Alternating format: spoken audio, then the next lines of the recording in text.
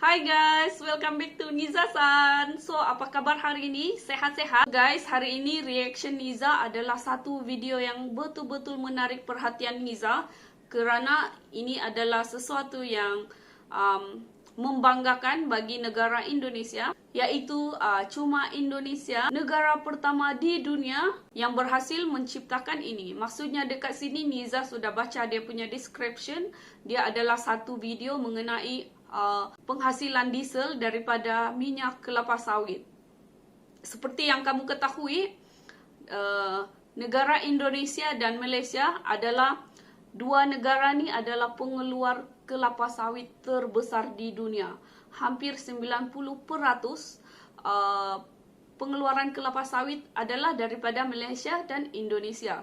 So, Niza sangat-sangat bangga dengan Indonesia dan juga negara Niza sendiri kerana kita bersama-sama, orang cakap negara adik-beradik ni berjaya bersama-sama menjadi pengeluar terbesar, bahan terpenting yang digunakan ramai orang. Tanpa membuang masa, jom kita mulakan reaction ini.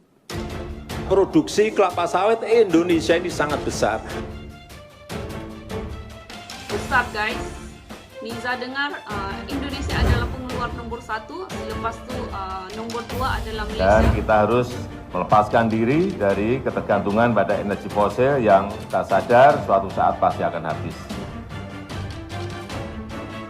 Program B100 Jokowi berhasil Kita akan produksi di sini untuk 1.000 barel per hari. Selanjutnya kita akan produksi di Cilacap 3.000 barel per hari. Yang akan terus ditingkatkan menjadi 60 barel per hari. terbaik. Negara kita sekarang ini memiliki 13 juta kebun kelapa sawit. Produksi per tahunnya bisa mencapai hampir 100 juta ton.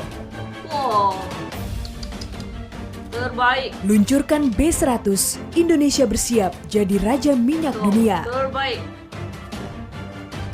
Ini dia punya kilang kah? Pengembangan energi baru terbarukan juga membuktikan komitmen kita untuk menjaga planet bumi, menjaga energi bersih dengan menurunkan emisi gas karbon dan untuk meningkatkan kualitas lingkungan. Negara Kesatuan Republik Indonesia di bawah kepemimpinan Presiden Joko Widodo mengukir sejarah baru. PT Pertamina melalui Pertamina Research and Technology Center ITB meluncurkan produk Green Diesel atau D100 yang merupakan hasil pengolahan minyak kelapa sawit, refined, bleached, and deodorized palm oil atau RBDPO 100%. Terbaik. Di mana hal ini merupakan kebanggaan bagi Indonesia karena telah menjadi negara pertama di dunia yang dapat mengolah hebat bahan bakar Indonesia. dari 100% bahan nabati, yaitu dengan menggunakan minyak kelapa sawit atau CPO yang merupakan tanaman minyak nabati paling produktif di daratan Indonesia. Negara kita sekarang ini memiliki 13 juta kebun kelapa sawit yang setiap tahun berproduksi kurang lebih 46 juta ton per tahun. Hebat. Diketahui sebelumnya, usaha mengurangi ketergantungan energi fosil juga dilakukan pada tahun 2016 melalui kebijakan B20. Kemudian pada 2018, Presiden Jokowi mengeluarkan perintah agar mandatori pemakaian Terbaik. bahan bakar itu dijalankan secara masif di semua sektor. Ngam. Pada tahun 2019, lagi-lagi Republik Indonesia menjadi negara pertama di dunia yang berhasil mengimplementasikan program B30, pencampuran 30% biodiesel pada minyak solar yang dapat menghemat impor BBM hingga 55 juta barel per tahun. Dengan mengucap Bismillahirrahmanirrahim, saya nyatakan implementasi B30 dimulai pada hari ini. Proses tersebut bukanlah tanpa hambatan. Produk sawit Indonesia pernah mendapat diskriminasi akibat kebijakan Uni Eropa yang membatasi Eropa ini akses memang. pasar minyak kelapa sawit dan biofuel Indonesia di pasar Uni Eropa. Uni Eropa memunculkan isu tidak ramah lingkungan. Sebetulnya apa sih mereka ngomong seperti itu? Karena sawit ini bisa lebih murah dari minyak bunga matahari yang dihasilkan oleh mereka. Ini hanya perang bisnis antar negara, perang ekonomi antar negara, tapi dipakai alasan terus. Kayak nggak apa-apa, kamu nggak beli CPO kita tidak apa-apa karena sekarang kita telah menjadikan minyak kelapa sawit kita menjadi B20 dan tahun ini sudah B30. Romang. Niza punya bulu memang terbaik. Namun, Macam ni. diskriminasi tersebut tak lantas membuat Indonesia gentar. Melalui Organisasi Perdagangan Dunia atau WTO, Indonesia justru menantang kembali Bagus. dengan mengajukan gugatan terhadap kebijakan Uni Eropa tersebut. Indonesia menggugat kebijakan Renewable Energy Directive 2 and Delegated Regulation Uni Eropa karena bersifat Yes. diskriminatif terhadap sawit Stop kita. diskriminasi. Kepala Laboratorium Teknik Reaksi Kimia dan Katalis ITB Subagio yang juga merupakan perintis bahan bakar 100% sawit, mengatakan usaha yang dilakukannya untuk menemukan formula yang cocok tidaklah mudah. Setidaknya, ia membutuhkan waktu hingga 30 tahun untuk menemukan formula Oh, tersebut. 30 tahun. Hadirnya produk Green Diesel atau D100 menjadi jawaban untuk menyediakan energi ramah lingkungan di Indonesia. Selain itu, kehadiran D100 akan membuat produksi penyerapan kelapa sawit domestik menjadi lebih optimal. Tentu hal ini pun akan membawa keuntungan Yes. bagi para petani sawit Indonesia. Ya, membantu para petani, apalagi Pengembangan petani energi yang baru terbarukan juga membuktikan komitmen kita untuk menjaga planet bumi.